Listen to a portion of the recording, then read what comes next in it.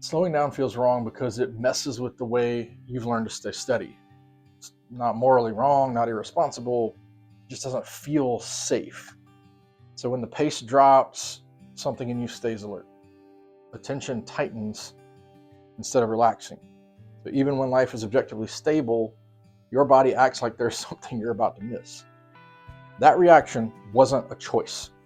It was learned. Over time, staying engaged became how things stayed intact. Showing up consistently reduced problems.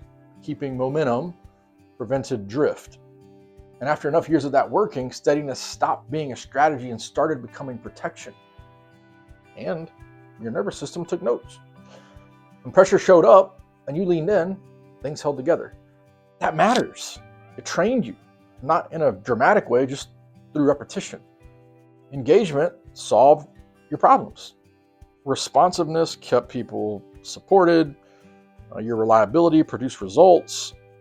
And eventually, motion started to feel like the responsible posture, even when nothing urgent was happening.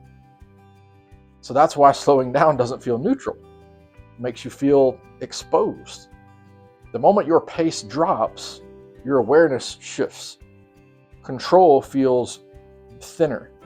There's a subtle sense that if you're not actively managing things, something important could slip. And that's not panic. It's, let's call it vigilance. Stay involved so nothing drifts too far. Competence reinforces that instinct. Here's what I mean. The more capable you are, the more often effort works. When something needs attention, you know how to handle it. People depend on you because you've proven you can carry weight. Over time, effectiveness and availability get fused together. Rest stops feeling like recovery and starts feeling like risk. Now, faith can quietly strengthen that pattern.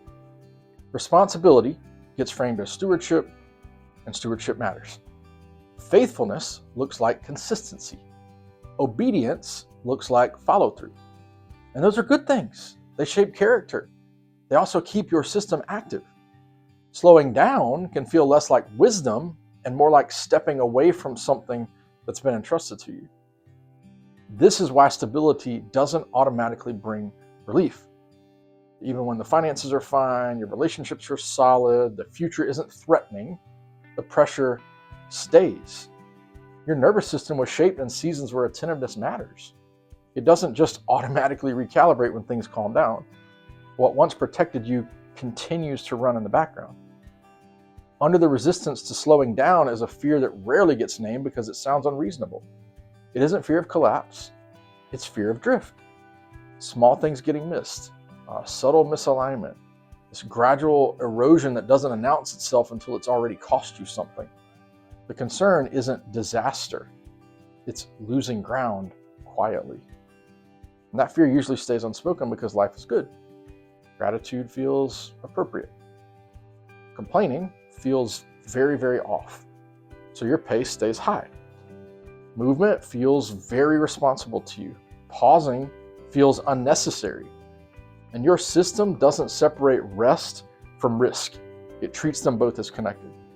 So because of that, slowing down isn't really about energy. It's about trust. Trust that attention doesn't have to be constant to be faithful. This trust that things don't fall apart the moment you stop paying attention. This trust that God is still at work when you aren't actively managing outcomes.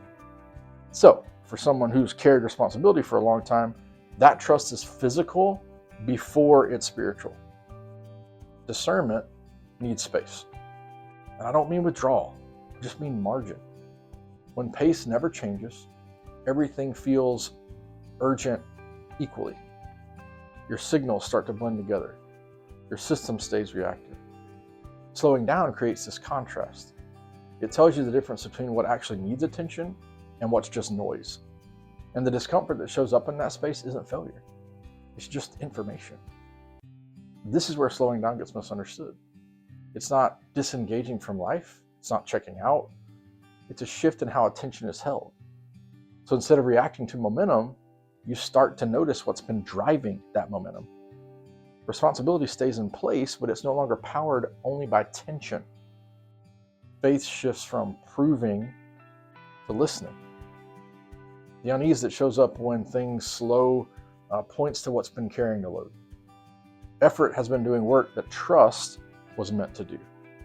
Slowing down just exposes that imbalance. And that's not to judge it, it's just to see it clearly. And God doesn't ask you to stop caring. He doesn't ask you to abandon your responsibility. What he does invite, though, is alignment. Scripture holds movement and stillness together without turning either into this virtue contest.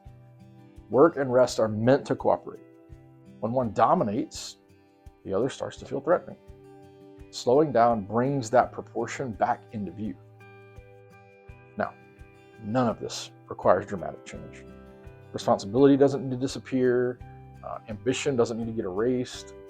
What matters is what is setting the pace. So when fear of drift is driving, the cost adds up very, very quietly. When discernment is guiding, steadiness feels a lot different. It feels less strained, feels more grounded. Now, if this tension sounds familiar, it doesn't mean something's wrong with you. It means you were formed under pressure. The same qualities that make you dependable can also make slowing down feel unsafe.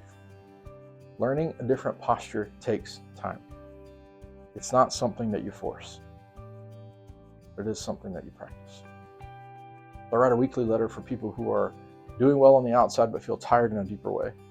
It's a place to think honestly about faith, about responsibility, and the pressure beneath steady lives. If that sounds like something you'd want to sit with, you're welcome to read along.